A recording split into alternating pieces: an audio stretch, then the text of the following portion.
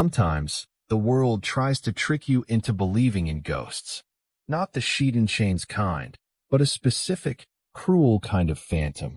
The phantom limb of a loved one that's been violently severed from your life. It's the kind of terror that doesn't jump out at you from the shadows, but settles deep in your chest, freezing your blood as you realize the thing you miss most in the world is the very thing coming back to haunt you. This story was sent to me by a viewer named Daniel, and it's a terrifying reminder that some people, or some things, don't understand that death is supposed to be the end of communication. Daniel and Sarah had that kind of relationship you read about in cheesy romance novels. Childhood sweethearts, married young, built a quiet life in a cozy, older home tucked back in the suburbs of upstate New York. They were the couple who still held hands on grocery runs and left each other little notes on the fridge. Their life was solid, predictable, and frankly, a little dull. But that's exactly how they liked it. Then, 6 months ago, everything broke. Sarah was driving home late from a dinner with friends. A patch of black ice on a winding back road. A reckless semi-truck driver. And that was it. Just like that, Daniel was alone. The house that had always felt warm suddenly felt like a museum of a life he couldn't get back. Every coffee mug, every half-read book, every framed picture was a gut punch. The first few months were just a numb blur of grief and stale coffee. Daniel went through the motions. He went back to his job as a high school history teacher, trying to lose himself in the Napoleonic Wars and the American Revolution. He avoided their bedroom and slept on the couch, surrounded by the faint scent of Sarah's lavender candle. The hardest part, the thing he couldn't bring himself to do, was deal with her phone. It was an older model iPhone, still sitting on her nightstand, charging faithfully, a little blue light softly blinking. He knew he should shut it off, erase it, maybe trade it in. But he just couldn't. It felt like one last connection, a tiny, glowing piece of her still in the room. He'd look at it sometimes and almost expect a call from her mom or a text from one of her friends. But of course, the calls and texts had all stopped weeks ago. Everyone knew she was gone. It was a Tuesday evening, about 6 months and 3 days after the accident. Daniel was grading papers at the kitchen table. It was late, maybe 11:30 p.m. The house was dead quiet. The kind of quiet that lets you hear the low hum of the refrigerator and the wind scraping the branches against the window pane. He pushed his chair back, stretching his back, when a tiny flicker of light caught his eye. It was coming from the master bedroom. It was the blue notification light on Sarah's old phone, blinking faster than usual. Now, that might not sound scary, but remember, Daniel had been looking at that phone for 6 months. It had only ever blinked slowly for battery alerts or system updates. This was a frantic, urgent blink. It looked like it was actually receiving something. He walked down the hall, his heart suddenly hammering against his ribs. It wasn't just sadness anymore. It was a cold dread. He stepped into the bedroom, a room he hadn't slept in since Sarah passed, and picked up the phone. It was warm in his hand, almost unnaturally so. The screen lit up with a notification. It was a text message. From Sarah Red Heart, her contact, with the heart emoji. The message itself was short, chillingly simple. Where are you? Daniel froze. Every rational thought in his head screamed glitch, error, hacked, wrong number. But it had come through her phone, on her number, from her contact. He checked the timestamp. It was dated 11:31 p.m., literally 30 seconds ago. He checked the message details. It was definitely a standard SMS text. Not a weird app notification, not an email. A text. He sank down onto the edge of the bed, the mattress sinking slightly under his weight. He could feel the familiar indentation where Sarah used to sleep. He was breathing heavily, trying to process the impossible. His hands were shaking so hard, he almost dropped the phone. He had to be hallucinating. The grief was finally making him snap. He took a deep, shaky breath and looked at the message again. Where are you? He slowly, with a thumb that felt disconnected from his own body, typed a reply. Who is this? It took nearly a minute for a response, which, oddly, made it feel real. A normal person would text back immediately. This delay felt like someone, or something, was considering its answer. It's me. You left me.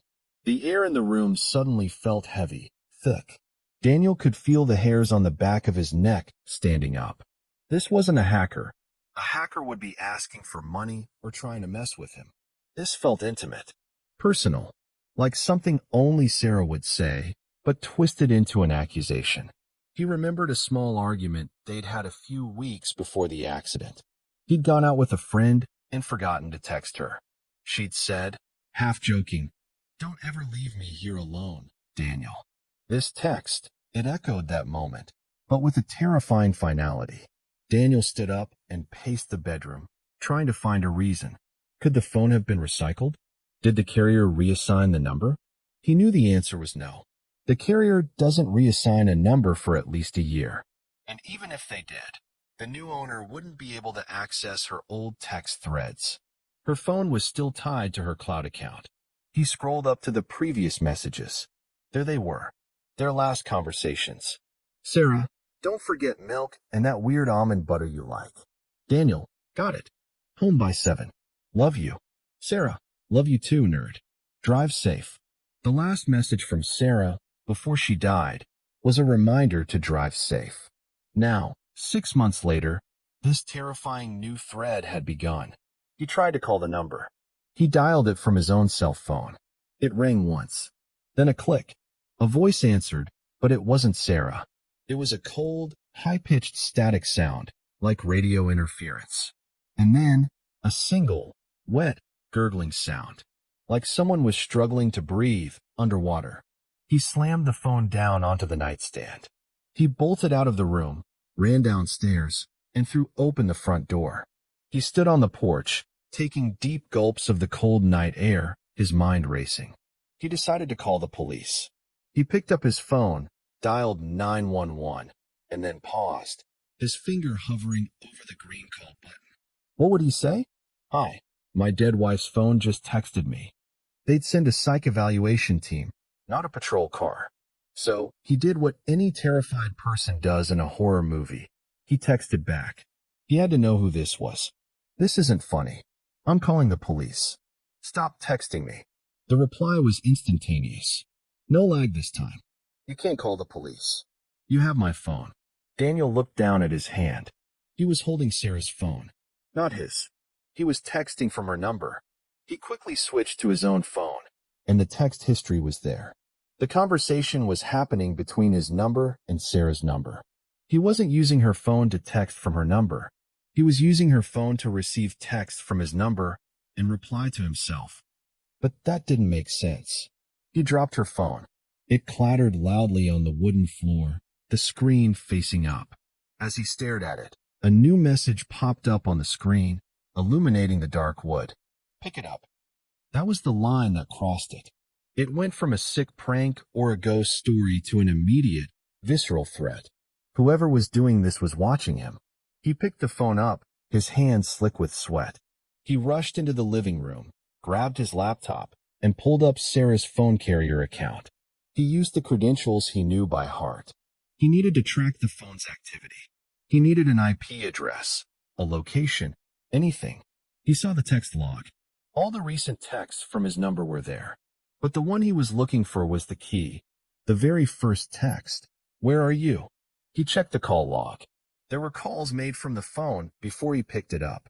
A series of short, 10-second calls, all made to the same number, a number he didn't recognize.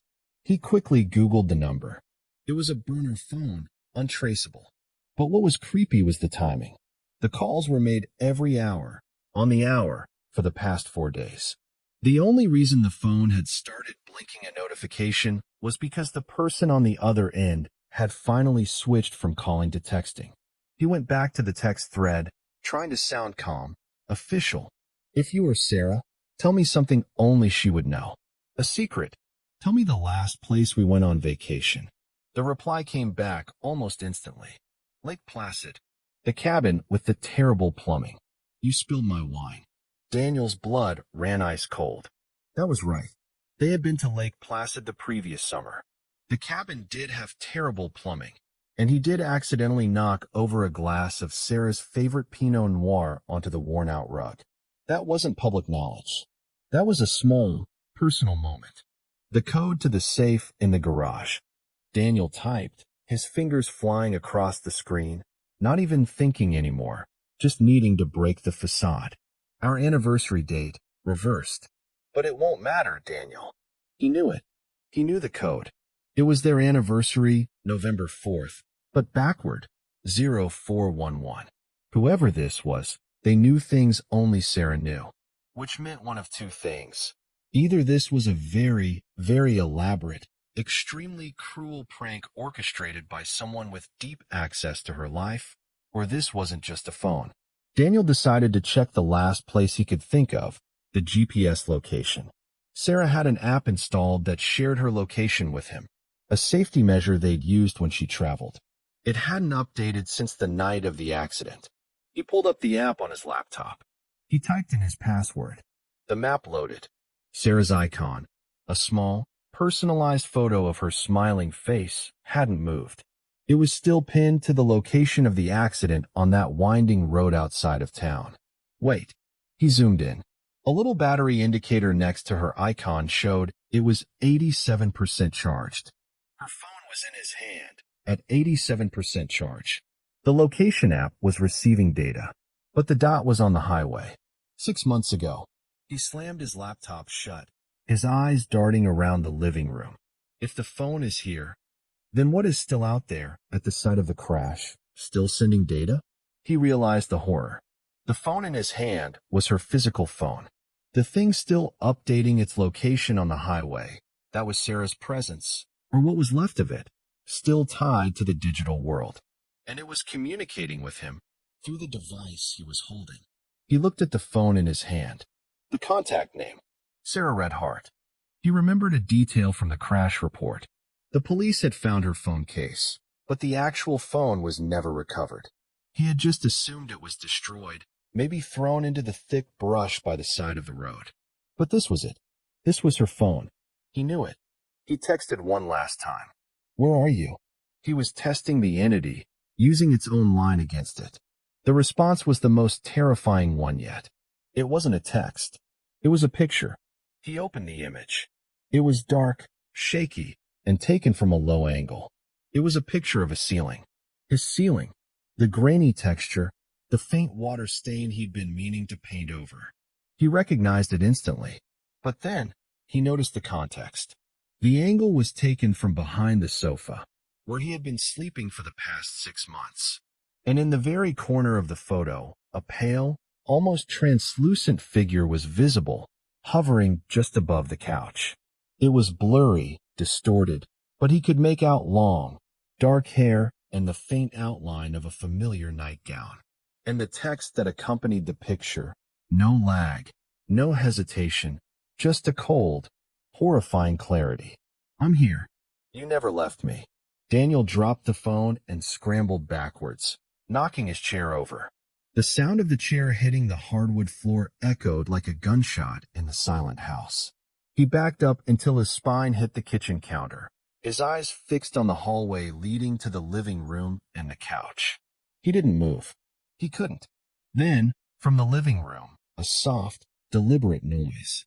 Tap, tap, tap.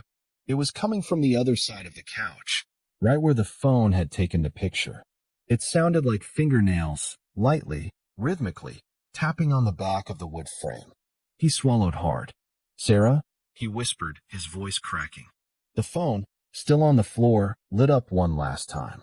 The screen showed a single, new message. The door is locked. Daniel, let me in. He hadn't locked the front door when he ran outside for air an hour ago. He was sure of it. He had left it wide open. He looked down the dark hallway. He could see the front door in the distance, and he saw the deadbolt, shining faintly in the dark. It was locked. And then he heard the sound again, louder this time. Not the tapping on the sofa, but the distinct, familiar sound of the old brass doorknob on the master bedroom door starting to turn, slowly, carefully. He hadn't locked the bedroom door, but the text said the front door was locked. He was trapped. Daniel looked down at the phone lying on the floor. The screen was still glowing. One final message appeared, a long, scrolling sentence filling the display. I told you not to leave me here alone. It's been 6 months. I'm cold, Daniel. I need your warmth. Don't worry. I brought the phone. It was the only way to find you. And with a loud, sickening crack, the master bedroom door, the one he had avoided for 6 months, was kicked open.